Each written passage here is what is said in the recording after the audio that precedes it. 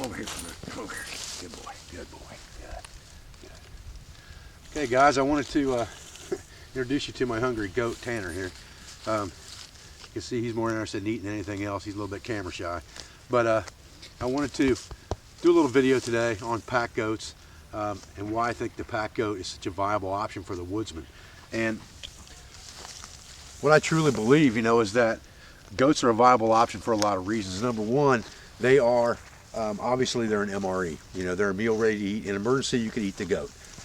Is he a pet? Yeah, he kind of is, but you got to do what you got to do, right? And he understands that. Just ask him. Right, Tanner? He's got nothing to say. Anyway, don't look at me like that. Anyway, so you can see he's very alert. He's looking around. He's wondering what's there, just like any other herding type animal. But the fact is, he leaves a very cloven hoof print, so he leaves very little trace. It doesn't look much different than anything else in the woods. His scat doesn't look much different than a deer scat. They can go 3 days without water. You don't have to feed them. They eat what's around them.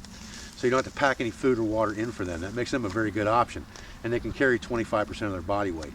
So what I want to talk to you about this morning is how I pack this goat up, what he carries, the different options of how I do carry things with the goat. So stay with me, I'll be right back. Okay guys, so what I want to go over with you this morning is, different options for packing this goat. Now, this goat will pull a sled, and that's a big advantage because in snowy weather, like we have in Ohio in the wintertime, I can load all of these things that actually go into these packs on the goat's back. I can load them into that sled, and he can just pull the sled. Then if we kill some big game animal or something like that that we need to carry, I can unload the sled, put everything in his saddlebag packs that he has right here with his saddle blanket, and then he can pull the sled as well. So that gives me a big advantage because I don't have him loaded up to his capacity now, and that's important to understand. You don't want to load your animal up to his capacity because you want him to travel light so that he can do other things for you if needs be. He can pull firewood and shelter material in that sled as well if you need to travel some distance to get to it. Containers of water, that sled's a container. He could pull that whole sled full of water. Of course, he's going to slosh a lot of it out, but the fact of the matter is he could do it if he needed to. So you utilize that sled for what it is and the multi-purpose of it in the wintertime, and then you also have the option of the pack. Now what he's got here are all what I would consider extra items above and beyond what I would carry for my emergency pack out. So if I get separated from the goat or something happens, I still have the gear that I need to survive, and we'll talk about that in a minute. I have a small scouting pack, my 12 gauge, and I have, my shooting bag just laying on top of a wool blanket here that basically I've just got it laying there for you guys for visual. It's not, the wool blanket's not something that I carry with me. The one up here is, and the one back here is. The goat carries that. We'll talk about that in just a second. So in these saddlebags or on that sled, and I'll put pictures of both packed and him carrying them on this video as well. What I have here is I have a large bag of spare clothing right here, the same bag that I carry in my Duluth pack. But now the goat carries it in one side of the saddlebag, and it's got a spare pair of wool pants, a spare pair of wool long underwear, a spare pair of socks, a spare hat, and a spare pair of gloves. Okay, so all the things that I need in case I get wet or damp in the cold are in that bag, and he carries that. There's also a spare tarp here above and beyond the one that I carry. That's an 8x8 tarp, and this is a Silnai tarp, but it gives you extra shelter options that you can carry with you. There's 2 wool blankets here, one military 100% wool and one Civil War replica type wool blanket that's 100% wool. So he carries both of those. He also carries extra food items with him. He carries a folding skillet.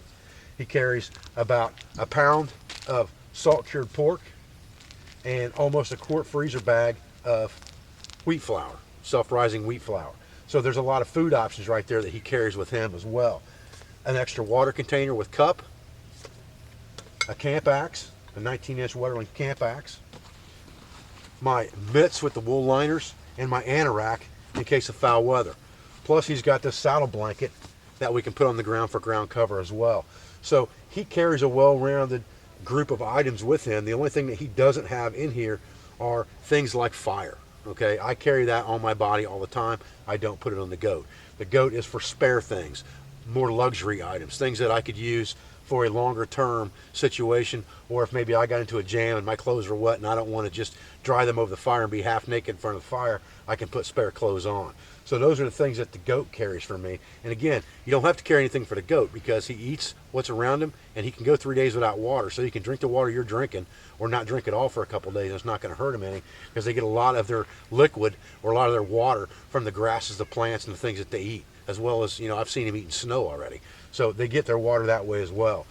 So above and beyond what the goat would carry, then I would just carry the gear that would last me if I were in an overnight or 2-day situation if needs be, because I got separated from the goat. And that would be my 12 gauge shotgun, which we've seen in a lot of videos already, my shooting bag, which we went over in another journal of the Yurt, and my scouting pack, which you guys have seen, but we haven't talked about the contents. And the contents of the scout pack, and I'm going to say, I know somebody's going to ask me what this weighs. This scout pack probably weighs, I don't know, 8 or 10 pounds maybe, if it weighs that much. I'd say maybe 10 pounds. Probably weighs about a gallon of milk, which is 8 point something pounds, so somewhere along that neighborhood. What's in here are very few items, really. There's a spare knife in here.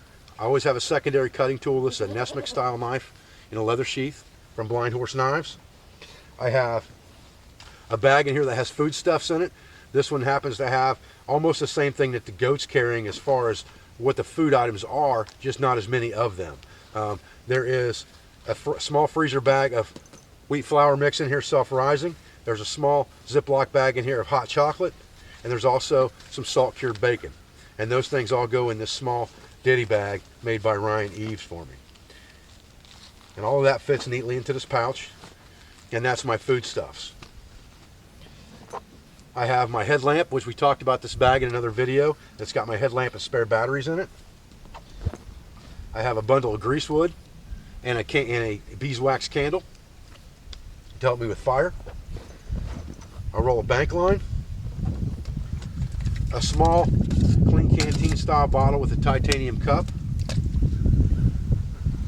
and a shelter roll. That's basically my Duluth tarp that you've seen in other videos with 6 stakes and the rope lines inside of it. Okay, and all of that fits into this pack. Now, this pack also, I have a small rag at the bottom of this pack. It's just cotton material that I can use for anything from bandages to, all the things that we talked about in the 10 C's of survivability you can do with a bandana. There is a small pocket on the inside of this pack right here that has a few items in it, and what it has in it is my fire kit.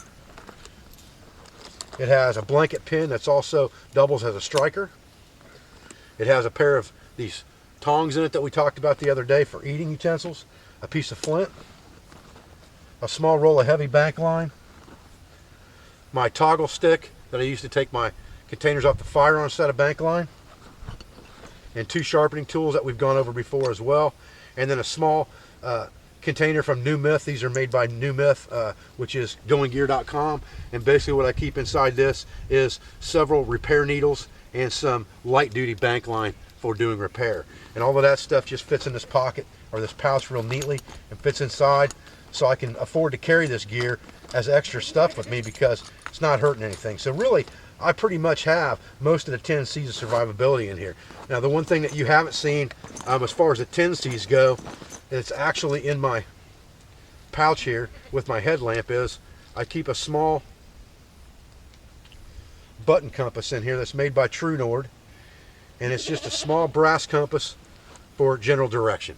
Okay, and that's all I really need. I'm not trying to follow a map or follow a bearing. I'm wandering around pretty much in known territory. All I want is general direction, so I carry that button compass with me just to make sure. And then I've got a watch compass as well, so I've got 2 compasses there to compare and say, okay, if I'm confused, I don't think this one's right, I can look at the second one and say, yeah, they match, they must be right. So those are the things that go inside this pack, and like I said, it packs up pretty good. And there's probably, I'm guessing, right at, like I said, the weight of about a gallon of milk in here. So it's not too bad. It's not really a whole lot of stuff to carry.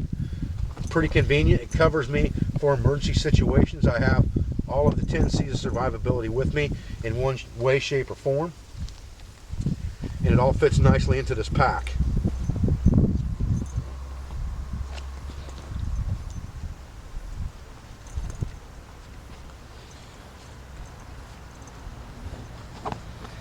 And I actually have quite a bit of room to spare in this pack, to be honest with you. I could put more stuff in here than what's in here, but I don't choose to do that.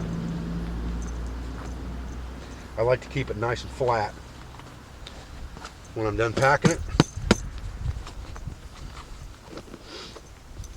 And between that and my shooting bag and my 12 gauge, you know, I've got everything that I need in an emergency situation, and everything that the goat carries for me is just extra bonus stuff, so that I don't have to use necessarily what's in my pack as far as food and water and things like that go. I have it here, and then I've got a few extras for comfort in inclement weather as well.